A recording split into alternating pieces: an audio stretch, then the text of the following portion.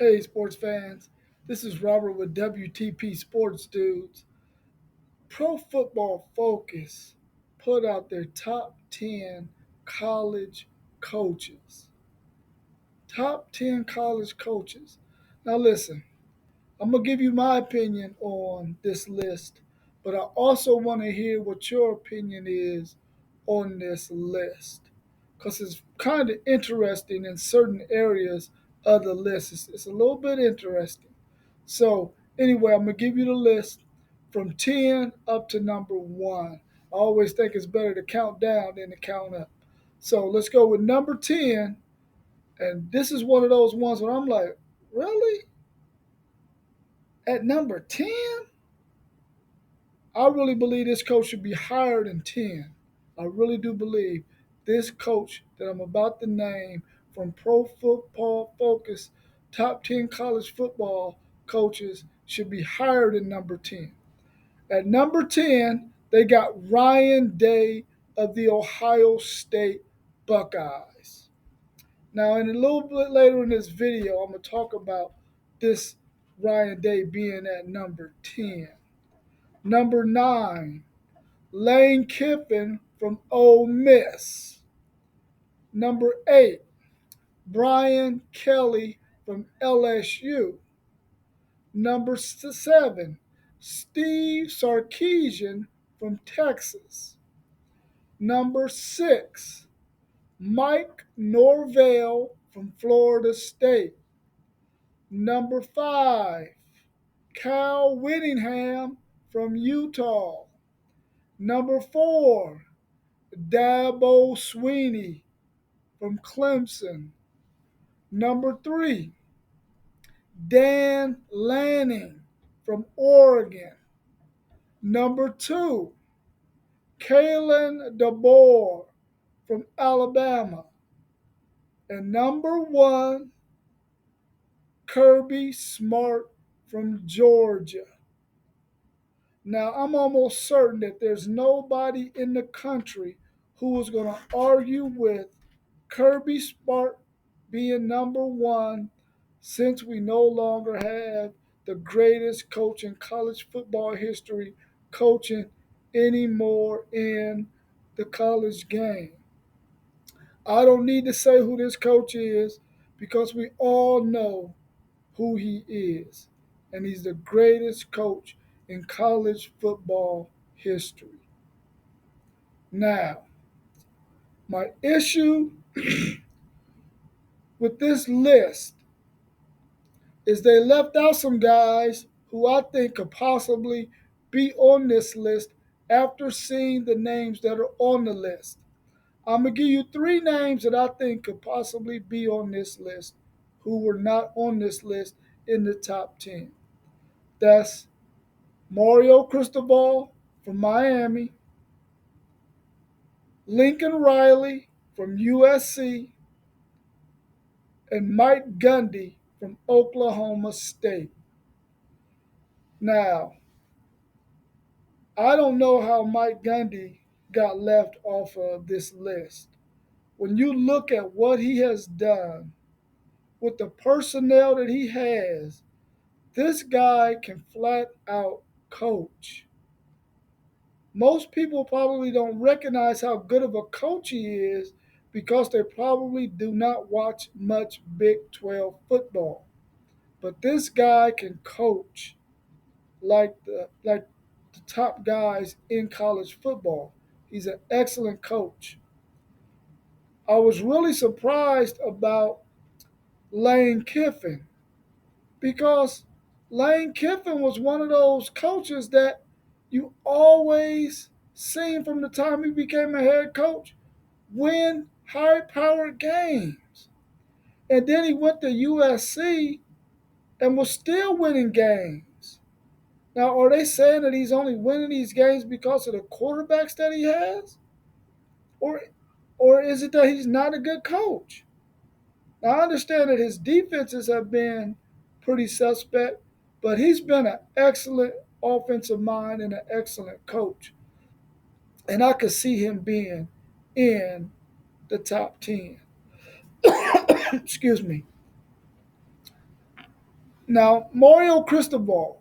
Now, we know what he did when he was on the West Coast at Oregon. Oregon was on the rise, and Dan Lanning really was able to capitalize on what Mario Cristobal had already done. Now, I'm not taking anything away from Dan Lanning because he's a good coach as well. But listen, to be number three, come on now. That's a little bit much. In my opinion, that's a little bit much. Let's talk about number two, Kalen DeBoer. Now, listen, he's a good coach. He's been a winner everywhere he's been. He has been a great coach. But has he been coaching that long enough at the Division One level to be number two? Number two?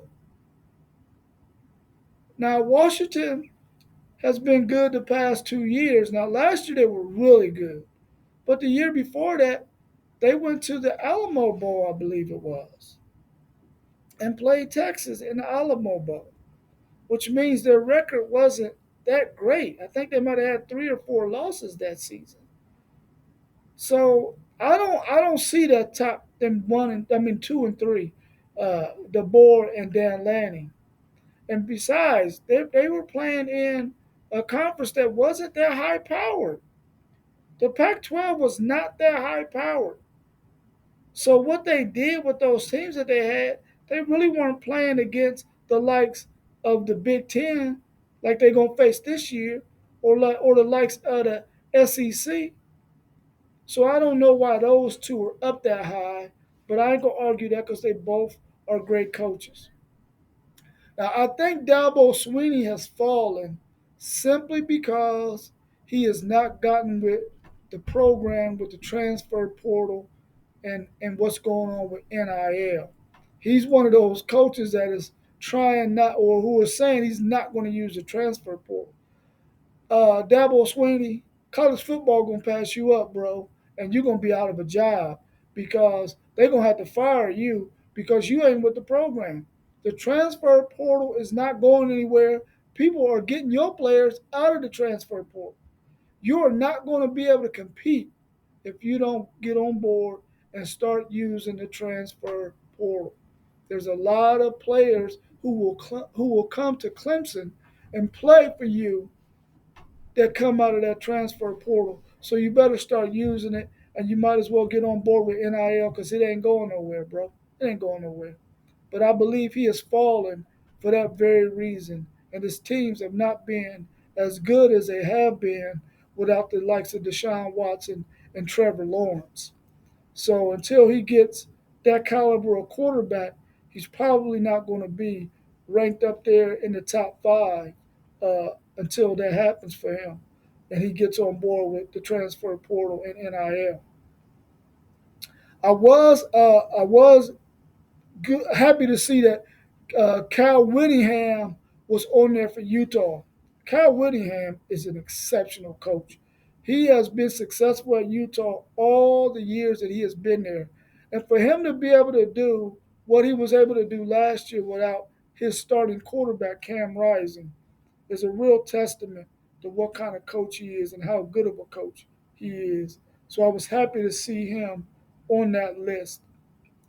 Now, Mike Norvell, man, I'm kind of up in the air about him being at number 6 because just a few years ago he was on the hot seat. Now they had a great season last year and they had a good season the year before that, but prior to that he was on the hot seat. He was on his way out of Florida State, and then he was able to get some guys out of that transfer portal that really turned his season around defensively.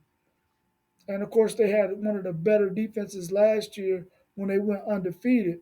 And of course, many of their players didn't play in that bowl game since they got shysted out of the college football playoffs. But I was kind of shocked that he was up that high, seeing that he was just on the hot seat a couple of years ago. So we'll see what he does this year.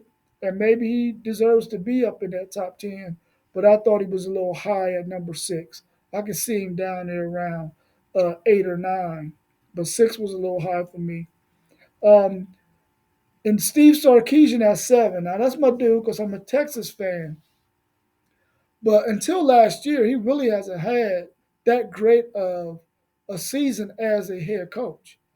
Last year was the first season that he really had a dynamic season where he won more than 8 games, I believe. So 7 may be a little bit high for him as well. Um, Now we know what he's going to do going forward because he has all the pieces in place. So, but I think that him being ranked in that top 10 is probably a little bit premature, and he'll probably earn it in the next couple of years.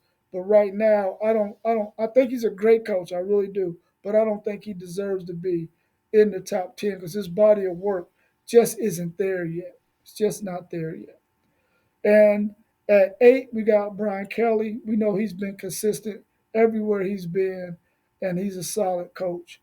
And I'm happy to see him in there, but he could probably be a little bit higher as well because he's done it consistently everywhere he's been. So he's always had good programs and good teams because of his ability to coach. The other one, Lane Kiffin. I think Lane Kiffin is a little bit premature as well. I mean, Ole Miss. What really has Ole Miss done? Now, of course, he had a good season when he was at a Group of Five school in Florida, you know, but that ain't Division One. That ain't Power Four. So I think him being in the top 10 is a little bit premature too. He had a good season last year and he had a decent season the year before, but his body of work isn't there either. He falls in that same boat to me as Steve Sarkisian. Your body of work just isn't there yet for you to be ranked in the top 10. Now, in a couple of years, definitely, because your body of work will be there. But right now, I think that's a little bit premature. Now, my biggest gripe is with this guy being number 10 in Ryan Day. Now, listen, we can say what we want to say about Ryan Day not being able to beat Michigan the last 3 years. Now, and that's a valid argument to have about Ryan Day. But at the same time, he's been at the top of the Big Ten every year that he's coached them after Urban Meyer left. Every season, the Ohio State Buckeyes has been good. One game away from being Big Ten champions. Just losing to Jim Harbaugh and those Michigan Wolverines. But you can't knock this guy because he wins double digit games every year. And he only has 1 or 2 losses on his resume every year since he's been a head coach. And to put him at number 10 because he hasn't been able to get over that Michigan hump, I think that's not fair. I really don't think that's fair. And I think he's a much better coach than being placed at number 10. So, with that being said, I would like to hear your comments and your opinion on this list. Number 1, Kirby Smart. Number 2, Kalen DeBoer. Number 3, Dan Lanning. Number 4, Dabo Sweeney. Number 5, Cal Whittingham. Number 6, Mike Norvell.